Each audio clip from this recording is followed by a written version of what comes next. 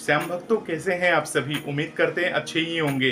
बाबा श्याम की बातें सुनने के लिए और बाबा श्याम से जुड़े रहने के लिए इस चैनल के साथ बने रहें। चलिए सुनते हैं बाबा श्याम की बातें, सुख और दुख की बातें सुनते हैं। समाज में कुछ ऐसे प्राणी हैं जिन्हें हर बात का श्रेय लेने की आदत है। ये लोग स्वयंभू कहलाते हैं। अक्सर चेहरे पर एक नकली मुखौटा लगाए हुए अकड़ से चलते हुए ये साबित करने का प्रयास है इस समाज को वही चला रहे हैं। गंगा नदी के किनारे पीपल का एक पेड़ था। पहाड़ों से उतरती गंगा पूरे वेग से बह रही थी कि अचानक पेड़ से दो पत्ते नदी में आकर गिरे।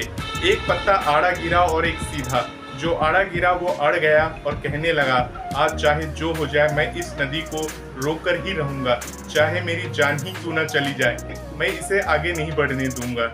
वह जोर जोर से चिल्लाने लगा, रुक जा गंगे, अब तू और आगे नहीं बढ़ सकती, मैं तुझे यहीं रोक दूंगा। पर नदी तो बढ़ती ही जा रही थी। उसे तो पता भी नहीं था कि कोई पत्ता उसे रोकने की कोशिश कर रहा है, पर पत्ते की तो जान पर बनाई थी। वो लगातार संघर्ष कर रहा था। नहीं जानता था कि बिना लड़े भी वहीं पहुंचेगा जहां लड़कर थककर हारकर पहुंचेगा।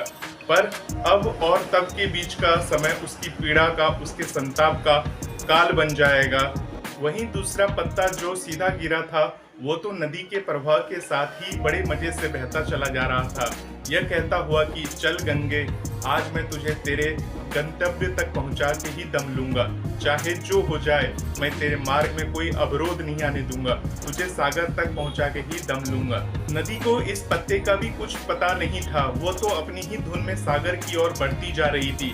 पर पत्ता तो आनंदित है। वो तो यही समझ रहा है कि वो नदी को अपने साथ बहाए ले जा रहा है। आड़े पत्ते की तरह सीधा पत्ता भी नहीं जानता था कि चाहे वो नदी का साथ दे या नहीं दे, नदी तो वहीं पहुंचेगी जहां उसे पहुंचना है। पर अब और तब के बीच का समय उसके सुख का, उसके आनंद का काल बन जाएगा। जो पत्ता नदी से लड़ रहा है, उसे रोक रहा है, उसकी जीत का कोई उपाय संभव नहीं है। और जो पत्ता नदी को बहाए जा रहा है, उसकी हार का कोई उपाय संभव नहीं है। हमारा जीवन भी उस नदी के समान है जिसमें सुख और दुख की तेज धाराएं बहती रहती हैं। और जो कोई जीवन की इस धारा को आड़े पत्ते की तरह रोकने का प्रयास भी करता है तो वो मूर्ख है, क्योंकि ना तो कभी जीवन किसी के लिए रुका है और ना ही रुक सकता है। वह अज्ञान में है जो आड़े पत्ते की तरह जीवन की इस बहती नदी में सुख की धारा को ठहराने या दुख की धारा को जल्दी बहाने की मूर्खतापूर्ण कोशिश करता है। क्योंकि सुख की धारा जितने दिन बहनी है उतने दिन तक ही बहेगी, आप उसे बढ़ा नहीं सकते। और अगर आपके जीवन में दुख का बहाव जितने समय तक के लिए आना है तो वो आकर ही रहेगा। फिर क्यों आड़े पत्ते की तरह इसे रोकने की फिजूल मेहनत करना, बल्कि जीवन में आने वाली हर अच्छी बुरी परिस्थितियों में खुश होकर जीवन की बहती धारा के साथ उस सीधे पत्ते की तरह ऐसे चलते जाओ जैसे जीवन आपको नहीं बल्कि आप जीवन को चला रहे हो। सीधे पत्ते की तरह सुख और दुख में समता और आनंदित होकर जीवन की धारा में मौज से बहते जाएं। और जब जीवन में ऐसी सहजता से चलना सीख गए तो फिर सुख क्या और दुख क्या।